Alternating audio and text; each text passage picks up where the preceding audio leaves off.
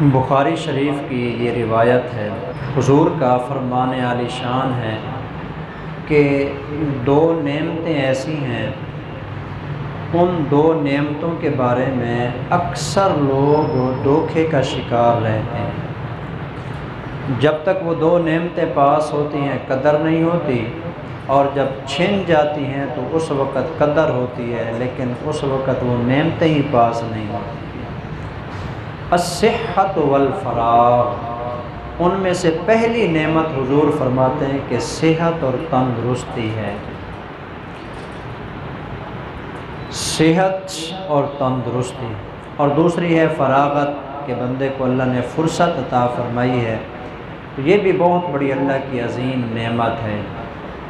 تو اس لیے اللہ سبحانہ و تعالیٰ کے سامنے تمام نعمتوں کا شکر ادا کرنا چاہیے۔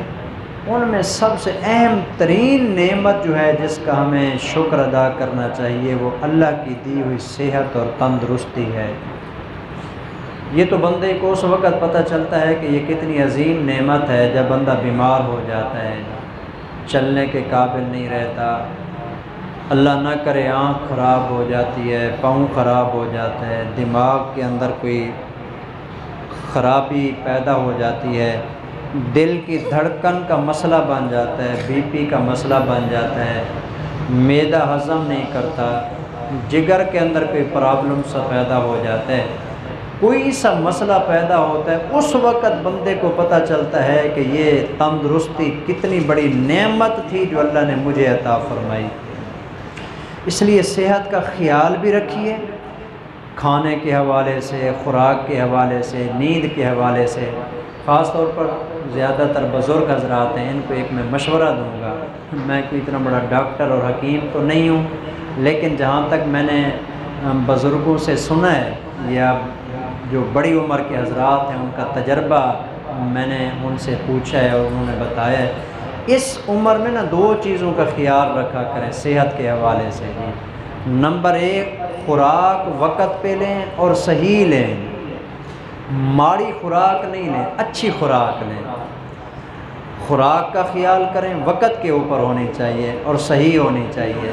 اور دوسرے نمبر پر نیند، نیند وقت کے اوپر لیں اور پوری لیں، اگر نیند نہیں آتی تو اس کا مسئلہ حل کرنا چاہیے۔ تو اس لیے نیند اور خوراک اگر وقت کے اوپر چلتی رہے تو تقریباً صحت اچھی رہتی ہے۔ ان دو میں سے کسی ایک میں خرابی پیدا ہو جائے یا دونوں میں ہو جائے پھر بندہ دن بدن تقریباً کمزور ہوتا جاتا ہے۔ تو اس لیے صحت کا خیال کرنا چاہیے، اور دوسرا اللہ تعالیٰ سے دعا بھی کرتے رہنا چاہیے کہ یا اللہ میری صحت میں مزید برکت عطا فرما۔ آج کے سبق کے اندر ہم نے اسی صحت کے حوالے سے بات کرنی ہے، لیکن صحت کے حوالے سے بات کرنی تھی تو چار چیزیں اور بھی آ گئیں۔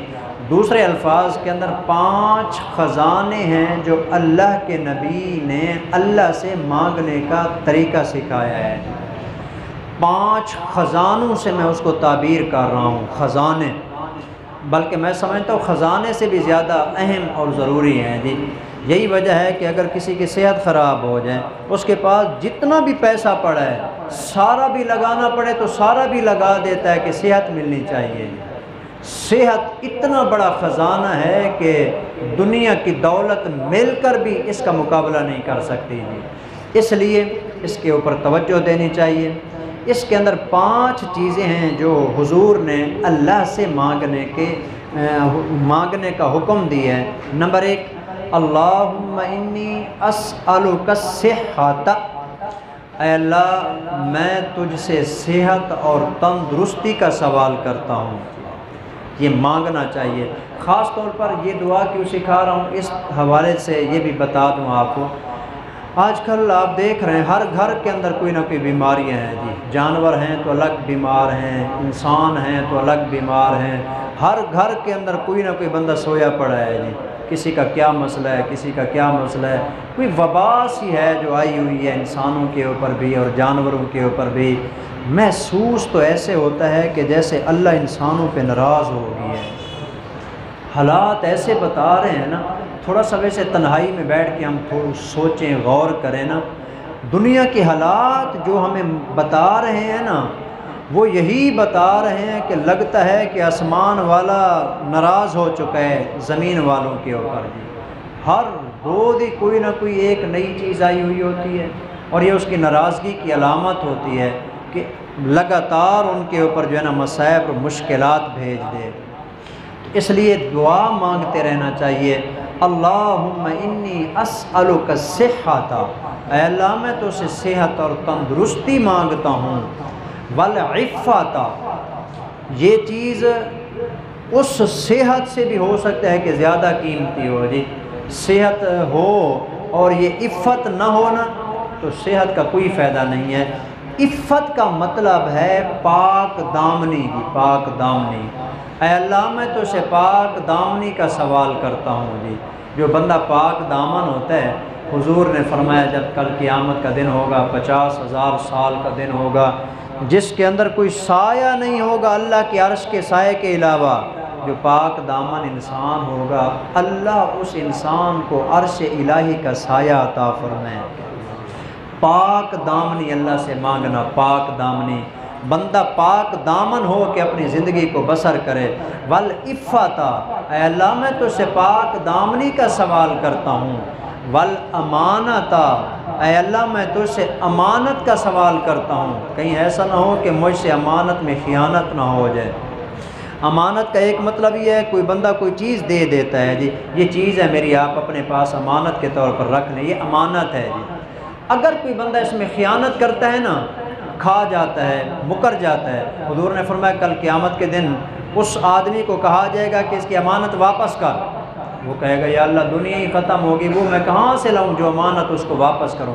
اللہ تعالیٰ فرمایا کہ وہ جہنم کے اندر پڑی ہوئی ہے جی، جا اٹھا کے لا، بالکل اسی طرح کی چیز ہوگی، نیچے پڑی ہوگی، اور کہا جائے گا جاؤ جا کے اٹھا کے لاؤ، اور جہنم کے اندر نیچے جانے کے لیے 500 سال کا ٹائم لگے گا۔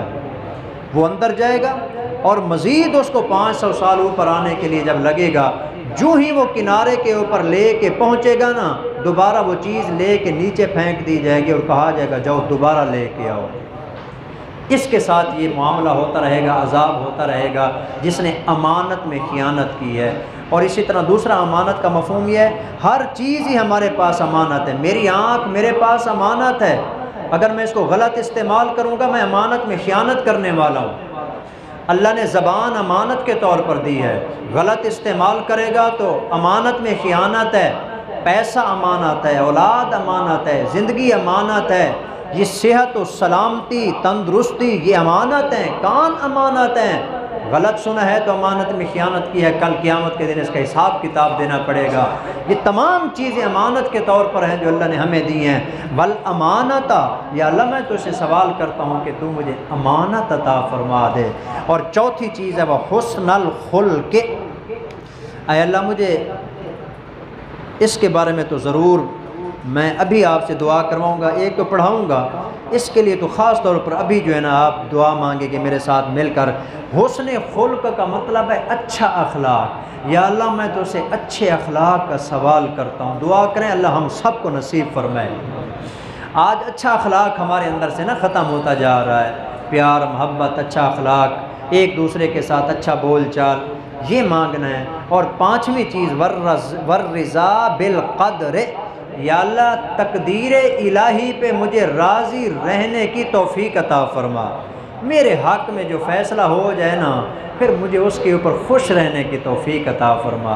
بندے عام طور پر اپنی تقدیر پر راضی نہیں ہوتے جی، سوچتے رہتے ہیں رنگ تھوڑا سا سانولا ہے تو سوچتے رہیں کہ میں ہی سانولا پتہ نہیں کیوں بنا، میرے ساتھ ہی کیا معاملہ تھا، تھوڑا سا رزق میں کوئی کمی کوتاہی آ گئی، کاروبار ڈاؤن ہو گیا، میرے ساتھ ہی پتہ نہیں کیا، بیماری آ گئی، پتہ نہیں میرے ساتھ ہی کیا مسائل ہیں، کوئی سا مسئلہ ہوا یہ کیا ہو رہا ہے میرے، یار تقدیر بھی تو کوئی شے ہے نا، اللہ نے تقدیر میں جو لکھ دیا ہے اس نے ہو کے رہنا ہے۔ تو بندہ دعا مانگے یا اللہ میں تو سے سوال کرتا ہوں کہ تو مجھے تقدیر پر راضی رہنے کی توفیق عطا فرما، میں تقدیر پہ راضی رہوں۔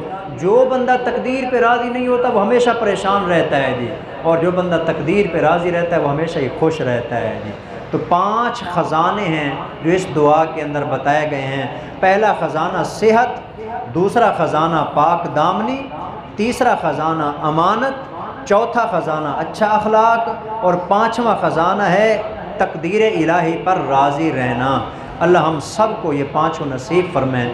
پڑھیں گے اس کو جی، اللہم انی اسألک الصحۃ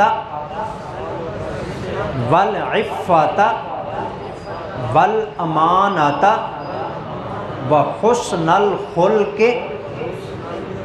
والرضا بالقدر۔